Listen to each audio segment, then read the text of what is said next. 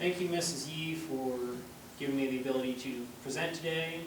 We're going to be talking about the brief overview of Japanese business etiquette. We're first going to start with the size of Japan relative to the United States. As you can see, Japan is approximately about the size of California. And their two major religions are Buddhism and Shintoism. They're actually split like completely down the middle between the two religions. The major ethnicity of Japan is ethnic Japanese. It makes up 97%, or approximately 97% of the Japanese population. We have Mount Fuji. Mount Fuji is a very important symbol to the Japanese people. It is one of the tallest, or it is the tallest mountain in Japan, and that is something the Japanese take a lot of pride in. And about 20 to 30% of the island can view Mount Fuji on any given day. When first meeting in Japan, it is very common to give gifts, and it is the best practice to give gifts from your native country. However, you should not give gifts in groups of 4. This is because the word for 4 in Japanese is shin, or shi, which is also the word for death in Japanese, so that is seen as very unlucky, and you should not give any group or any gifts in groups of 4. When beginning business in Japanese, it is customary to give out business cards. This is because the business cards are seen as an extension to the person you are meeting with. And it is customary that the highest ranking member of the business gives out their business card first. And as you can see in the image, when receiving and gifting a business card, it should be gifted with 2 hands. And when you receive a business card, you should take it and look at it and not just directly put it in your pocket. It should remain out on the table during your business interactions with them, because if you were to take it and put it into your pocket, it's seen as a level of disrespect, and you are disregarding the person that just gave you the business card.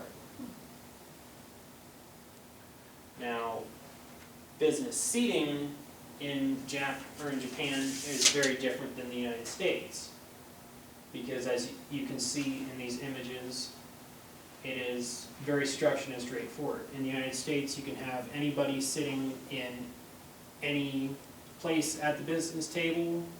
Here in Japan, you can, if you know the seating arrangement, you can walk right in and know who is in charge, who's the right-hand man, who is, as you can see, number 8, who is probably the lowest ranking person in the company.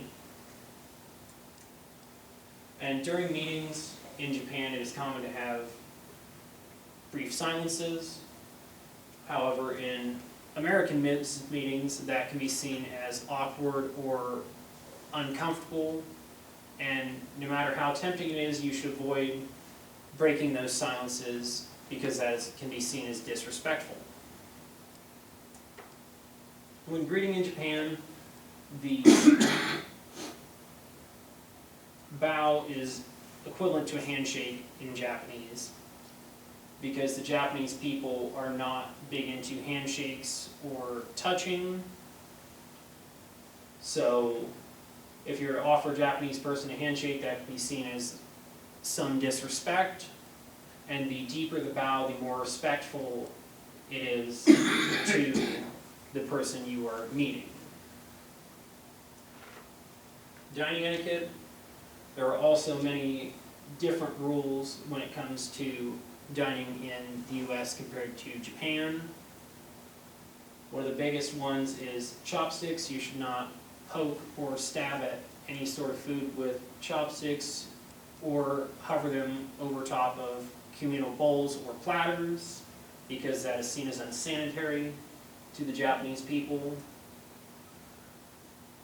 And just general, when paying for meals or anything, you should place them into the trays, because again, the Japanese people are not big into touching, so you place the money into there, the server or cashier takes the money out and gives you your change and hands that, or puts that back into the tray and does not hand that to you.